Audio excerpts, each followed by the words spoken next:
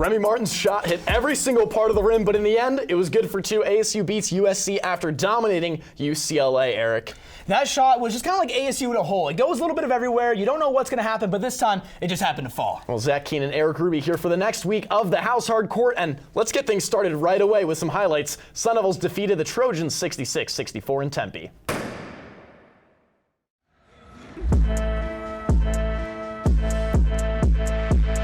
The 16-7 USC Trojans came to Tempe Saturday night to battle the 14-8 Arizona State Sun Devils.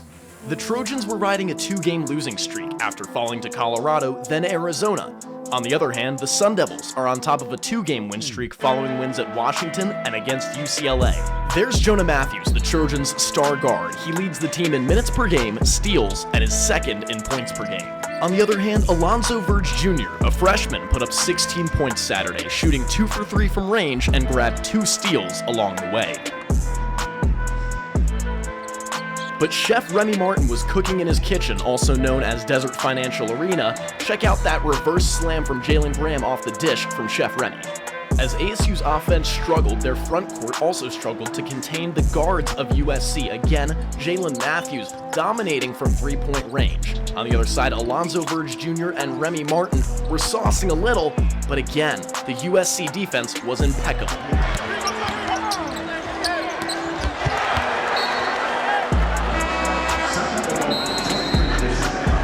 Coach Bobby Hurley knew he had to make some adjustments and ended up waiting until halftime until the Sun Devils could put together a full half of basketball able to compete with the Trojans.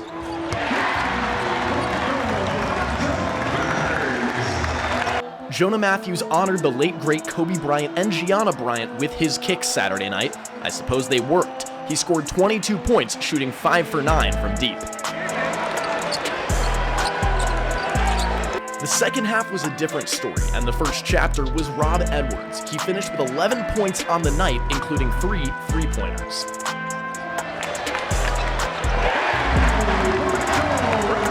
Remy Martin ran both ends of the court, including this pick six to the rarely seen slam dunk from Chef Remy. But with seconds to go, the game was tied 64 apiece, and there's only one man to shoot the ball.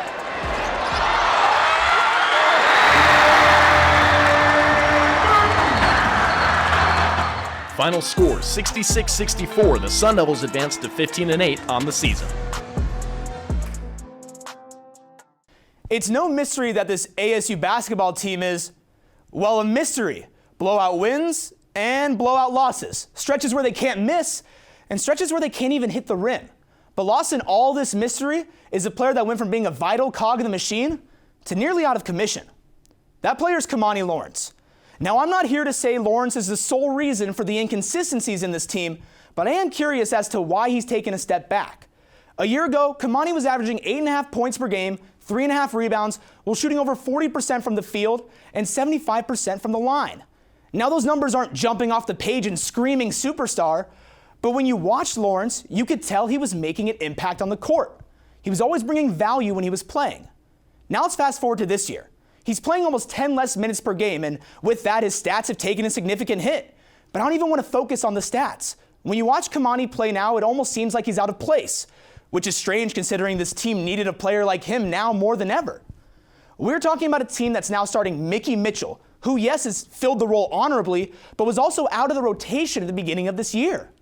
The team has had strong points at guard and center, but it struggled on the wing, which makes the mystery of Kamani Lawrence even more mysterious. We've seen a lot of different iterations of this ASU team so far this year, and they've been picking up steam as of late. But in order to reach their max potential, I believe they need Kamani to play the way we all know he can. The only question is, will he? Hey, Kamani Lawrence had a couple of points, especially a few triples in that win over UCLA. Big win, part of a sweep of those LA schools. And to talk about that sweep, we bring in basketball analyst Marco Peralta. Marco, with that sweep, where are ASU's Pac-12 title chances? Because they're hovering a little over the 500 mark in Pac-12 play now. Well, for the Pac-12 championship, their probability to winning the title is very, very reachable because they're only 1.5 games away from the top spot, which is Colorado.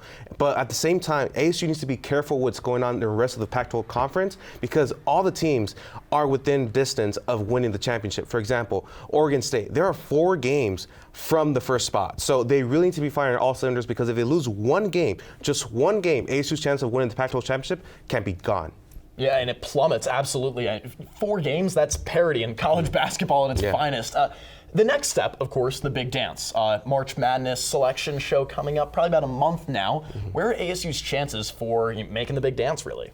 So making the Sunday selection in the NCAA tournament, when it comes to that, their chances are kind of a little bit slim, but them winning the Pac-12 championship could really improve their chances. Obviously, if they win the Pac-12 championship, the selection will be by itself automatically. But they have to be focusing on the game to game so they can make everything possible for them to make the tournament. And also, Bobby Hurley doesn't want to fail this season by not making the tournament. And also, if he doesn't win the Pac-12 championship, it could be a whole fail in general. But he needs to make the NCAA tournament again this season to make the ASU Sun Devils feel good for the future and also this season. Yeah, and they've made the tournament the past 3 years. So it's safe to say that's the expectation. That's the bottom line for Bobby Hurley's season at this point.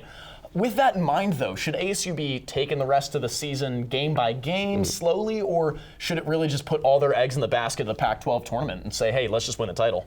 Well, they have 8 games left this season, 4 on the road and 4 at home. But that to be treating these games game by game, but as if it's the last game of the season. Because, like I said earlier, every team is trying to win the Pac-12 championship because the second to last team is 4 games away from the first spot. So they have to be playing every game to game like if it's the last game of the season. And if they keep winning those games and they end up winning the Pac-12 championship, Selection Sunday will come automatically. Nothing's going to happen to ASU going into the NCAA tournament. Yeah, well, hoping for that auto bid, inch by inch. They're taking it step by step, and there's 2 steps this weekend. Our own Jackson Zuber is outside Desert Financial Arena with the update and preview. What's going to happen this weekend?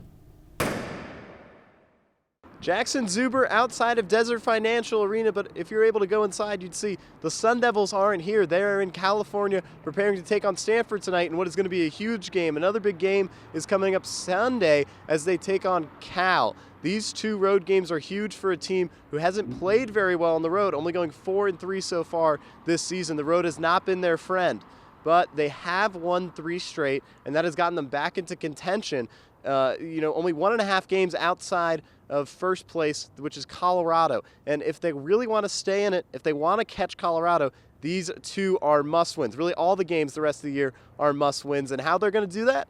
Well, they're going to have to keep doing what they've been doing over the last 3, which is play hard, get those 50-50 balls, and shoot well from the free throw line. Over the past 3 games, they have scored 55 free throws. That has been huge for the team, and also against USC, they would not have won that game if it was not for their free throw shooting, which really kept them in late and really set them up to be able to get that last second win. But something that's not going to help them is the fact that Tayshaun Cherry, he's going to be out this Thursday.